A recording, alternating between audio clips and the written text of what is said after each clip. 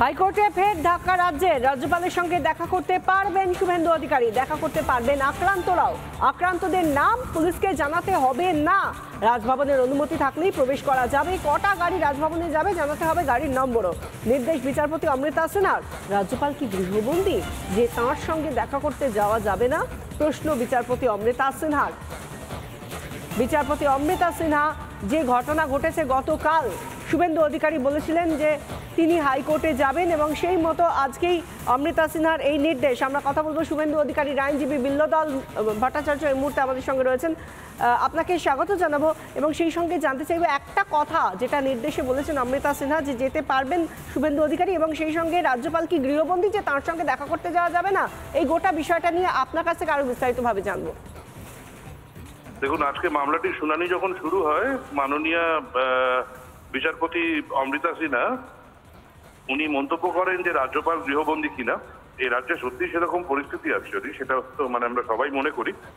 And তারপরে তখন রাজ্যের তরফ থেকে বেগতিক দেখে বলা হয় যে না, মাননীয় বিরোধী দলনেতাকে নাকি আটকানোই হয়নি। তো তারপরে মাননীয় বিচারপতি তখন বলেন হচ্ছে যে তাহলে আপনারা বলছেন যে যদি উনি যান তাহলে আপনাদের কোনো আপত্তি নেই। তো তখন তারা সেটা স্বীকার করে নেয়।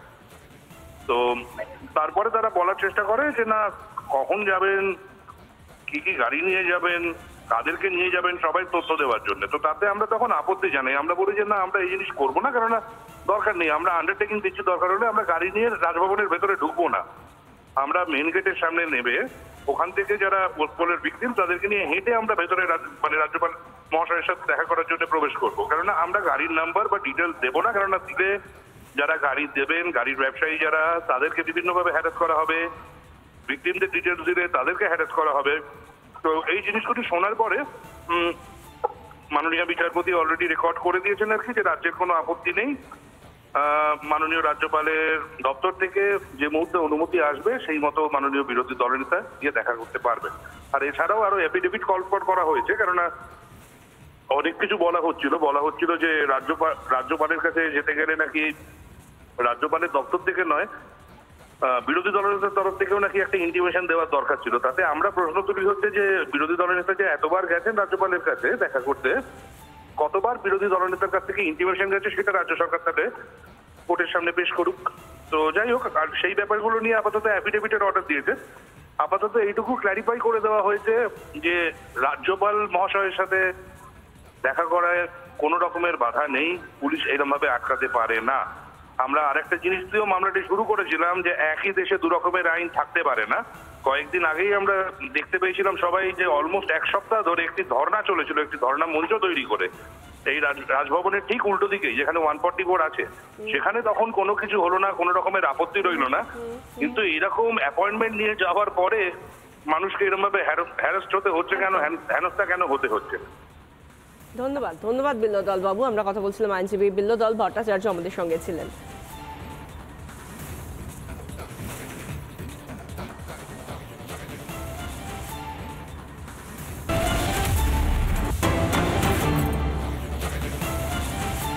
হাইকোর্টে ফের ধাক্কা রাজ্যের রাজ্যপালের সঙ্গে দেখা করতে পারবেন শুভেন্দু অধিকারী, দেখা করতে পারবেন আক্রান্তরাও। আক্রান্তদের নাম পুলিশকে জানাতে হবে না। রাজভবনের অনুমতি থাকলেই প্রবেশ করা যাবে। কটা গাড়ি রাজভবনে যাবে জানাতে হবে গাড়ির নম্বরও। নির্দেশ বিচারপতি অমৃতা সিনহার। রাজ্যপাল কি গৃহবন্দী যে তাঁর সঙ্গে দেখা করতে যাওয়া যাবে না? প্রশ্ন বিচারপতি অমৃতা সিনহার।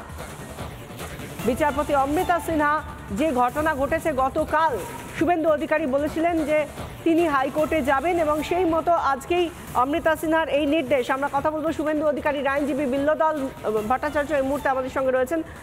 আপনাকে স্বাগত জানাবো এবং সেই সঙ্গে জানতে চাইবো একটা কথা যেটা নির্দেশে বলেছেন অমৃতা সিনহা, যে যেতে পারবেন শুভেন্দু অধিকারী এবং সেই সঙ্গে রাজ্যপাল কি গৃহবন্দী যে তার সঙ্গে দেখা করতে যাওয়া যাবে না?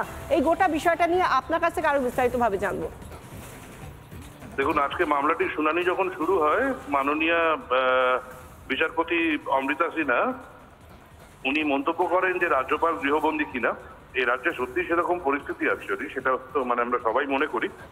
অ্যান্ড তারপরে তখন রাজ্যের তরফ থেকে বেগতিক দেখে বলা হয় যে না, মাননীয় বিরোধী দলনেতাকে নাকি আটকানোই হয়নি।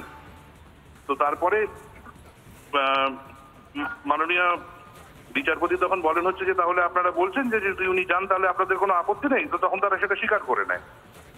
তো তারপরে তারা বলার চেষ্টা করে যে না, কখন যাবেন, কি কি গাড়ি নিয়ে যাবেন, কাদেরকে নিয়ে যাবেন, সবাই তথ্য দেওয়ার জন্য। তো তাতে আমরা তখন আপত্তি জানাই, আমরা বলি যে না, আমরা এই জিনিস করবো না, কেননা দরকার নেই, আমরা আন্ডারটেকিং দিচ্ছি, দরকার হলে আমরা গাড়ি নিয়ে রাজভবনের ভেতরে ঢুকবো না, আমরা মেন গেটের সামনে নেবে ওখান থেকে যারা পোস্টপোলের ভিকটিম তাদেরকে নিয়ে হেঁটে আমরা ভেতরে রাজ্যপাল মহাশয়ের সাথে দেখা করার জন্য প্রবেশ করবো। কেননা আমরা গাড়ির নাম্বার বা ডিটেলস দেবো না, কেননা দিলে যারা গাড়ি দেবেন, গাড়ির ব্যবসায়ী যারা, তাদেরকে বিভিন্নভাবে হ্যারাস করা হবে, ভিকটিমদের ডিটেলস দিলে তাদেরকে হ্যারাস করা হবে।